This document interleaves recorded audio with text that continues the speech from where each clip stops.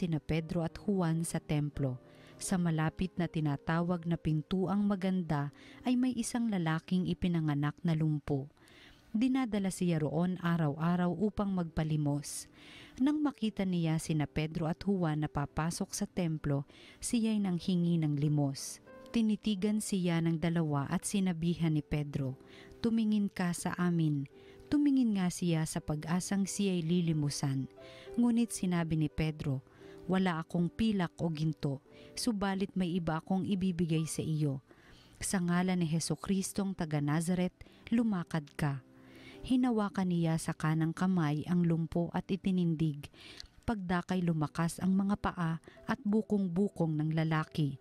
Ito'y napalukso at nagsimulang lumakad. Palukso-lukso siyang pumasok sa templo kasama nila at masayang nagpupuri sa Diyos. Nakita ng lahat na siya'y lumalakad at nagpupuri sa Diyos. Nang gilalas sila nang makilala nilang siya ang pulubing dating nakaupo sa pintuang maganda ng templo. Ang salita ng Diyos.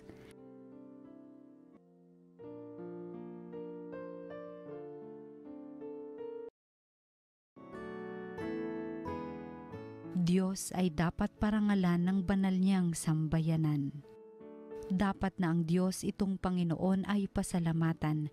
Ang kanyang ginawa sa lahat ng bansay dapat ipaalam. Siya ay purihin, suubin ng awit ating papurihan. Ang kahangahangang mga gawa niya'y dapat na isaysay. Diyos ay dapat parangalan ng banal niyang sambayanan. Tayo ay magalak yamang lahat tayo ay tunay na Kanya. Ang Kanyang pangalan, ang pangalang banal, napakadakila. Lahat ng may nais maglingkod sa puon, dapat na magsaya. Siya ay hanapin at ang Kanyang lakas ay siyang asahan.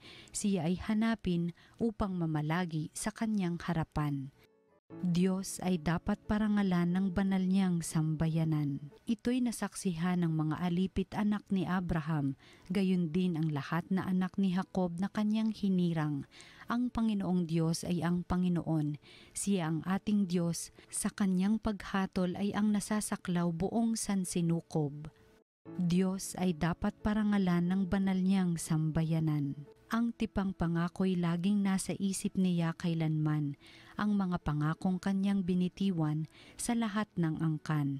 Ang tipa ng Diyos ay unang ginawa niya kay Abraham at may pangako ring ginawa kay Isaac na lingkod na mahal. Diyos ay dapat parangalan ng banal niyang sambayanan. Ang mabuting balita ng Panginoon ayon kay San Lucas.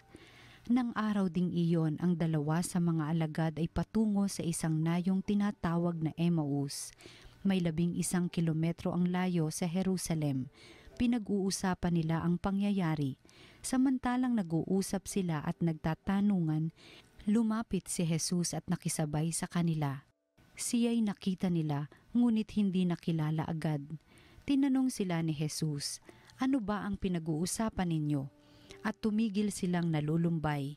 Sinabi ng isa na ang ngalay Cleopas, "Kayo lamang po yata ang dayuhan sa Jerusalem na hindi nakaalam sa mga bagay na katatapos pa lamang nangyari roon." "Anong mga bagay?" tanong niya.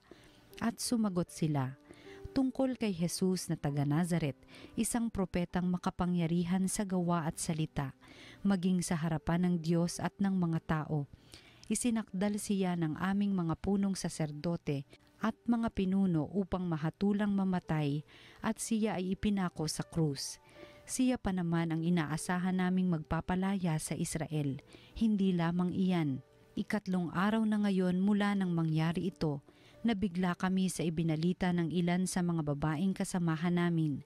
Maagang-maaga raw silang nagpunta sa libingan at di nila natagpuan ang kanyang bangkay. Nagbalik sila at ang sabi nakakita raw sila ng isang pangitain, mga anghel na nagsabing buhay si Jesus. Pumunta rin sa libingan ng ilan sa mga kasama namin at gayon nga ang natagpuan nila, ngunit hindi nila nakita si Jesus. Sinabi sa kanila ni Jesus, "Kay hahangal ninyo, ano't hindi ninyo napaniwalaan ang lahat ng sinabi ng mga propeta? Hindi ba't ang Mesiyas ay kailangang magbata ng lahat ng ito bago niya kamtan ang kanyang marangal na katayuan? at ipinaliwanag sa kanila ni Jesus ang lahat ng nasasaad sa kasulatan tungkol sa kanyang sarili, simula sa mga aklat ni Moises hanggang sa sinulat ng mga propeta. Malapit na sila sa nayong kanilang patutunguhan at si Jesus ay waring magpapatuloy pa ng lakad, ngunit siya ay pinakapigil-pigil nila.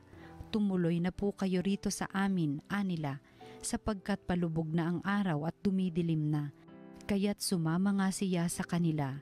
Nang siya'y kasalo na nila sa hapag, dumampot siya ng tinapay at nagpasalamat sa Diyos. Saka pinaghati-hati at ibinigay sa kanila. Nabuksan ang kanilang paningin at nakilala nila si Jesus, subalit ito'y biglang nawala. At nawika nila, kaya pala gayon ang pakiramdam natin habang tayo'y kinakausap sa daan at ipinapaliwanag sa atin ang mga kasulatan. Noon di tumindig sila at nagbalik sa Jerusalem. Naratnan nilang nagkatipon ang 11 at ang ibang mga kasama nila na nag-uusap-usap. Muli ngang nabuhay ang Panginoon, napakita kay Simon, at isinalaysay naman ng dalawa ang nangyari sa daan at kung paano nila siyang nakilala nang paghati-hatiin niya ang tinapay. Ang mabuting balita ng Panginoon.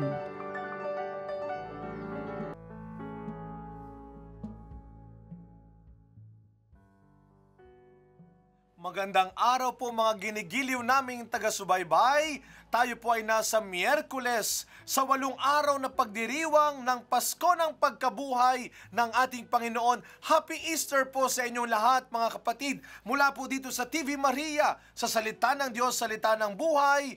Happy Easter po sa inyong lahat. Tunay ngang tayo ay mga anak ng buhay na Diyos.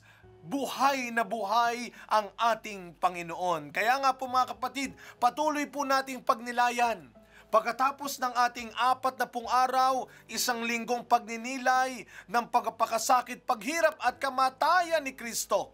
Tayo po ngayon ay mahaba-haba po ito. Ilang linggo ang ating Easter celebration, Easter season. Kaya nga po, mas mahaba sapagkat yun ang magandang paalala sa atin. May mga problema araw-araw. May mga pagsubok, may problema. Katotohanan na yan sa buhay. Kaya nga kung araw-araw, iindahin mo lahat ng problema. Iindahin mo, poproblemahin, rereklamo mo lahat ng hirap ng ginagawa mo. Talaga naman lahat yata ng trabaho na kahit saan ka naman yata pumuntang trabaho, may hirap din. May sakripisyo rin. At yan ay katotohanan na sa buhay. Ba't ganun pa man? Sa isang maghapon, I don't think every minute, every hour ng iyong maghapon, ikaw ay namomroblema lang. Ikaw ay binibigyan lang ng paghihirap. Araw-araw. Marami pa rin tayong pwedeng makitang magandang bagay. Magandang dahilan sa buhay natin. Kaya siguro mas mahaba yung ating Easter celebration. Napakaganda ng liturhiya talaga ng ating simbahan kung saan mas mahaba-haba nating pagninilayan ang tagumpay ng ating Panginoon. Kaya nga sana huwag tayong bumitaw sa ating Panginoon na para bang yung iba kasi pagtapos ng Holy Week, sasabihin ba naman, back to normal? Anong back to normal? Para namang hindi tayo naging normal nung mahal na araw, nung tayo ay nagpatawad, nangumpisal, nagsisi, nagbigay. Yung prayer ba, yung fasting ba, yung almsgiving ba, hindi normal sa iyo? Aba, dapat gawin na nating normal, natural. Bahagi na ng buhay natin yan. Huwag na nating bitawan ang pagbabagong ginawa ng Diyos sa atin. Huwag na nating bitawan ang paglapit natin sa Panginoon. Huwag na nating bitawan ang kakayahan nating makipagkapwa-tao pa. Kaya nga, ang ganda-ganda ng ating ebanghelyo ngayon. Ilang araw na naririnig natin ang pagpapakita ng ating Panginoon sa kanyang mga alagad. At sa araw na ito, mahaba-haba rin ito kasi isang paglalakbay. Sa isang paglalakbay, nakipagkita ang Panginoon. Hindi ito nagpakita lamang siya, hindi ito sa isang nakaupo lamang sila. Sila'y naglalakad. Yun nga lang itong dalawang alagad na ito. Hindi nila kagad nakilala ang Panginoon sa daan sapagkat sila ay nakatuon pa rin sa kahapong nangyari. Move on na. Mag-move on. Yan ang lagi nating naririnig. Yung dalawa mukhang hindi pa rin makamove on. Hanggang ngayon ba hindi ka makapag-move on sa pagkakatalo mo, sa pagkakalugi, sa sakit na nagawa sa'yo, sa panloloko sa'yo, sa pagkakamaling nagawa mo, hindi ka makamove on sa pagkawala ng isang bagay. Time will heal us. But we have to choose. We have to decide when will be the end of that time. Para magsimula ang isang bagong oras, ang isang panahon. Sabi nga ng kasulatan, there is a time for everything. Kaya huwag mong ubusin ang lahat sa isang malungkot, masakit, mabigat, pangit na karanasan lamang. You have to move on so that the new day, the new time can begin. Kaya yung dalawang alagad, hindi nila kagad nakilala ang Panginoon. Dahil yung kahapon ang lagi nilang pinag-uusapan. At paano daw nila nakilala ang Panginoon? Sa paghahati-hati ng tinapay, in the breaking of the bread. Sapagkat yun din ang huling bagay na ginawa, pinakita, tinuro ni Kristo sa kanyang mga alagad. Sa paghahati ng tinapay. At yung tinapay na yun ay walang iba kundi rin ang katawan ni Kristo. Kinuha niya ang tinapay, binasbasa, nagpasalamat, pinaghati-hati niya ito. Tayo rin. Nawa, ngayong Pasko ng muling pagkabuhay, huwag mo nang ipagdamot, huwag mo nang ikatakot ibigay ang iyong sarili upang maging biyaya sa ating kapwa. Alam nyo, maganda ho yung may dalawang tagpo rin na magkaugnay din sa naging tagpo ni Kristo at ng dalawang alagad papuntang Emmaus. Nang sinabi ng mga alagad, nung sinabi nila na manatili ka muna dito, manatili ka muna dito. Naalala po ba ninyo si Kristo nung siya'y nananalangin sa hardin at nakita niyang natutulog ang kanyang mga alagad? Anong sabi niya? Hindi niyo ba ako pwedeng samahan? At ngayon ang mga alagad na nagsasabing, samahan mo kami. Dito ka muna. Mga kapatid, sa panahon na ito ng Pasko ng muling pagkabuhay, huwag nating hayaan na tuluyan tayong mawalan muli. Nagbuhos ka na ng oras eh. Yan ay kung hindi ka nag-outing lang nung mahal na araw, kung hindi ka nagbakasyon lang nung mahal na araw. Sana nung mahal na araw, tunay mong muling natutunang pagbigyan, buhusan ng oras ang Panginoon. Yun din ang nais niya sa mga susunod na araw, linggo at buwan at taon sa buhay mo. Manatili ka sa Kanya. Sana mga kapatid, baunin natin ang lahat ng mga narinig natin sa Lenten Recollection, Talk, Retreat, Mahal na Araw, Misa, tungkol sa kahalagahan ng relasyon natin sa Panginoon. At higit sa lahat, huwag mo kalilimutan. Pinatawad ka na. Tinubos ka na. Iniligtas ka na ng Panginoon. Move on. Marami pang mas mabuti, marami pang mas dakilang plano ang Diyos para sa iyo. Samahan niyo po ko sa isang maikling panalangin. Sa ngalan ng Ama, ng Anak at ng Espiritu Santo. Amen. Ama naming makapangyarihan, nagpapasalamat po kami sa iyo. Patuloy kami nagpupuri sa iyo sa biyaya ng aming Panginoong Hesukristo, siyang aming pag-asa at kaligtasan. Salamat, Panginoong Hesus, sa iyong muling pagkabuhay. Salamat sa ginawa mong pagliligtas sa amin, pagtubos mo sa amin mula sa aming kasamaan at kasalanan. Panginoong Hesus, nakikiusap po kami.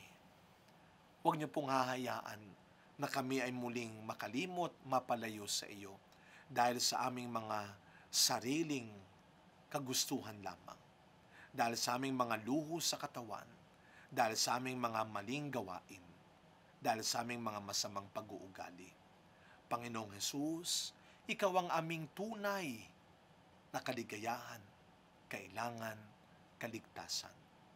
Panginoong Hesus, sa iyong muling pagkabuhay, nakikiusap po kami.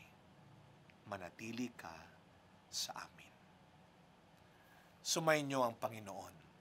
Naway pagpalain, iligtas ang inyong pamilya ng ating Panginoong Hesus na muling nabuhay sa ngalan ng Ama, ng Anak, ng Espiritu Santo.